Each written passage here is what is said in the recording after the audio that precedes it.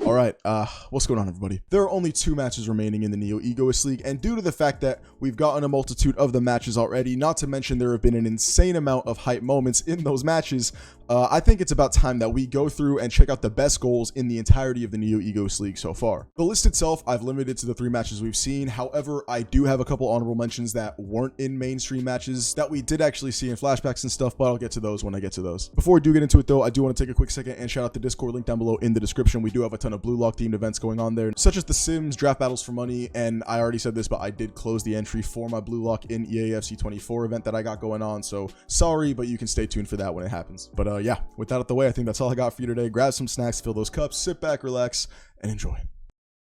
Okay, so as far as the honorable mentions go, I actually have a couple, so strap yourselves in. First off, Yuki Miya's Sword Screw. Now, this is one that definitely could have made the top 5, but I feel like due to the fact that Yuki isn't a main character, it kind of gets bogged down a little bit, even though the severity of the goal was insane. Not to mention the skill displayed to score the goal, copying the form of Chris Prince, scoring somewhat of a super goal in his own right, getting past a Metavision user in Mikage Ryo, and ending a very intense match where we had some world-class players running rampant all over the pitch. Moving on, we have Noah's dual-legged dominance. I'm missing out on the top 5, but I think I had to mention it here. Again, you guys know me, I love Noah. He's just the best, and the first time we get to see him score, he proves why. Showcasing to us the mystery behind the world's #1, his secret weapon being his god-given ability of being ambidextrous, using both his left and right side to the same exact ability, not losing any sort of efficiency or strength depending on which side he shoots with. The true power of the world's #1 can be felt in this panel, and when he does score this goal, we truly do get a glimpse of what it's like at the top, and the true skill gap that is between him and our main character at the current moment. Then going from one of my goats to another,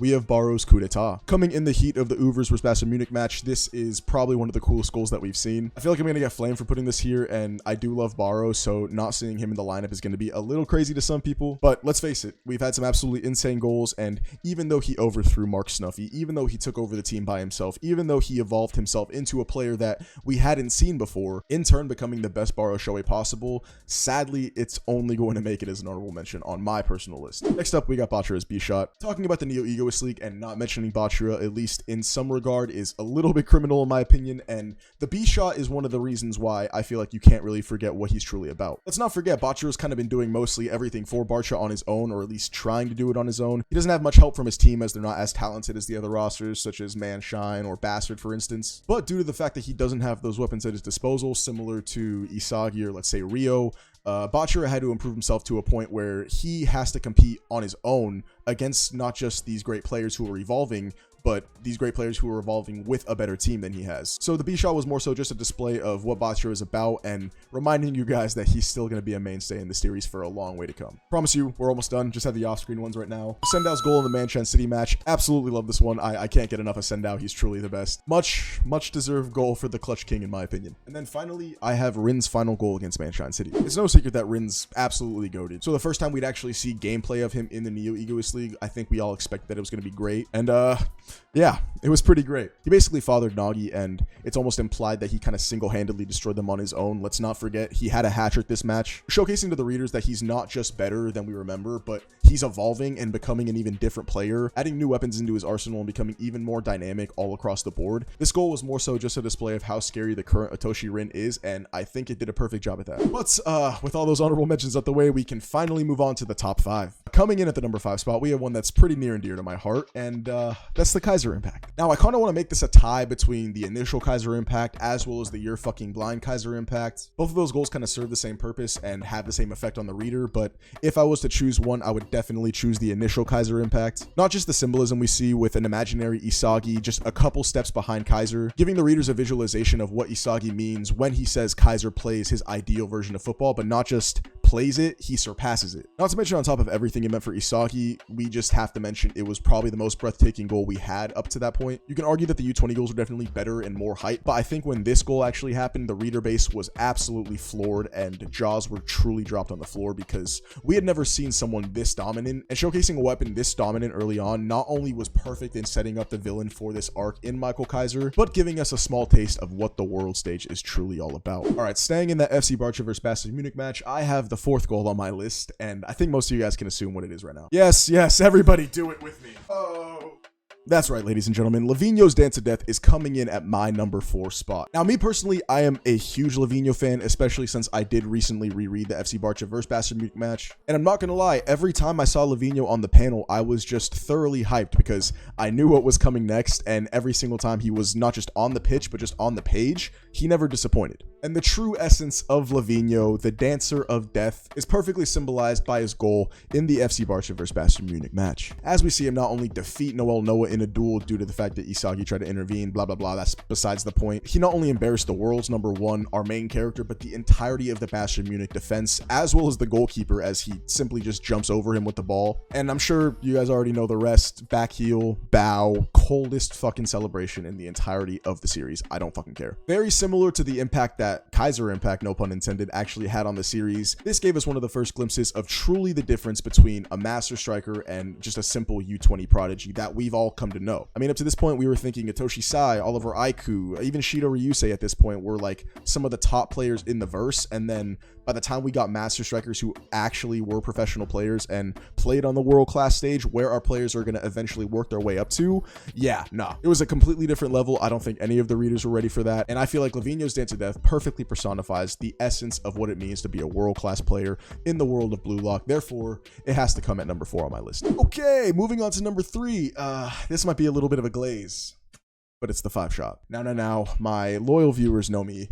I'm a Nagi Seishiro guy. I've always been a Nagi Seishiro guy, and I've always defended the 5-shot. With recent events and his obvious fraudocracy that we can kind of get into, I don't really want to right now, but I have a separate video on that. You can go check it out if you really want to know. I do still have a few reservations when it comes to the 5-shot, and I will openly admit that now. However, when I look at what the best goals are, just strictly best goals, you can't say this shouldn't be up there. It's literally the biggest super goal that we've seen in the entirety of the series, and only reason I don't have it at number 1 is because, 1, I know that everyone would absolutely lose their minds, but honestly, just hype and feet wise, I'd say that it doesn't stack up against the other 2 goals I have on the list. Now, what can I say about the 5-shot revolver that hasn't already been said? A truly dominant display that I think only Nagi Seishiro was capable of in that moment, surpassing not just Isagi Yoichi, but absolutely dog-walking Michael Kaiser. Not just 1, but 2 Metavision users put on their ass, and scoring a goal against the best keeper we've seen in this series thus far in Gin Gagamaru. He had Ryo's help, as well as just, you know, the whole feeling of being the protagonist sort of thing going on. But in the end, he couldn't keep the momentum going on long enough to actually defeat Isagi. And even though he did go on to garner an insane amount of praise, as well as just a stupidly high bid from Manshine City in 88 million for just that 1 goal, I do feel like the 5-shot has fallen off just a little bit. So I'm going to have to drop it a couple spots on where I would like to put it. Therefore, it's coming in at number 3. Moving on to number 2, we are going to the Ubers vs Bastard Munich match for these final ones because I think we can all agree, recency bias put aside, not only were these goals some of the most integral in the entirety of the Neo-Egoist League, but honestly, they have some of the best design we've ever seen, and I don't think I've been as hyped as I was reading through some of these goals. Again, this is just my list. You can come from my head in the comments if you want to. I will always defend myself. But as far as my number 2 goal in the entirety of the Neo-Egoist League, give me the Kaiser Impact bicycle kick. Now, initially, and even looking at my script right now, I had the Kaiser Impact bike at 1, and my current number 1 was at number 2, but I'll get to that one in a second, because it's kind of hard to determine what you classify as better with these 2. I think the Kaiser Impact bike is very similar to the 5-shot in spectacle, as well as the skill that it takes to pull it off, but unlike Nagi, it wasn't a fluke. I feel like that's something that Kaiser can replicate a decent amount if he has to. And looking at this goal at a base level, it truly has everything you'd want. Insane style on the panel, crazy lines from the characters, as well as just insane visuals, coming in one of the most heated parts of the match, not to mention his heated rivalry with Isagi, which was going on in the midst of that game. His ability to get off the man mark by Don Lorenzo, his ability to score on the Ubers in general, all of it makes for one of the most impressive goals in the series. However, the reason I did have to bring it down from my number 1 spot is because Kaiser himself will admit that he only scored that goal due to Isagi Yoichi. Isagi took over the role of main star in that match, therefore Lorenzo left Kaiser's man mark on him to go man mark Isagi and stop what he deemed was like the biggest threat at the time, which, as we all know, was a big mistake. Doesn't really matter because at the end of the day, Kaiser knows and we all know he only scored because of Isagi. Therefore, it's going to get knocked down 1 spot, coming down to my number 2. And oh baby, I think you guys can expect what my number 1 would be. Give me Isagi and Hiyori's reflexive shot. Now, I think this is going to be a surprise to a lot of you because, like I say in a lot of my videos, people do think I'm an Isagi hater. I'm not the biggest fan of the guy, especially when it's week to week reading, but upon my rereads, I am always reminded why I got into the series, because I do love Isagi at the end of the day. And this goal specifically, even though I did ridicule it in the beginning and when I first read it, I was not happy with what happened. It's so cool. It's so fucking cool. Not just the visuals, not just the insane buildup that we had, but the implications that this has for not just the story going forward, but Isagi's power, his brand new dynamic with Hiyori, as well as just how Bastard Munich's entire team is going to function now that he's kind of seen as a player that can manage the game almost as well as Kaiser. And I mean, we'll see the chaos that's brought to the formation as the PXG versus Bastard Munich match goes along, but I don't want to get off topic, because the point is, from the moment Isagi Yoichi and Yo Hiyori linked up together, playing not just in their own flow state, but thinking reflexively, not even looking at one another, and connecting to score an absolute super goal, one which can only be seen by those two as nobody else saw it coming. Yeah, I think hype, stakes, just overall beauty of the goal, and honestly, what I just think is dope as fuck. I say this has to be my number one as far as the NEL is concerned, and if I'm being honest, I'd take it over 99% of the goals in the series. There's a very, very slim few that I would take over it, but at least for this list specifically, it's gonna have to come at number one. But yeah, that's going to do it for today's video. Thank you so much for tuning in. As always, I really do appreciate it. If you went on to enjoy, please make sure to leave a like and consider subbing up to my channel. Post notifications down below so you never miss another banger from myself. Let me know in the comments down below what your guys' favorite goal in the entirety of the Neo-Egoist League was. Maybe it was something that I didn't even mention in the honorable mentions, or hell, maybe you had the same exact list as me. I don't care. I just love to hear your guys' opinions. One more time, make sure to go check out the Discord link down below in the description. And as always, that's all I got for you today. Love you guys. Take it easy.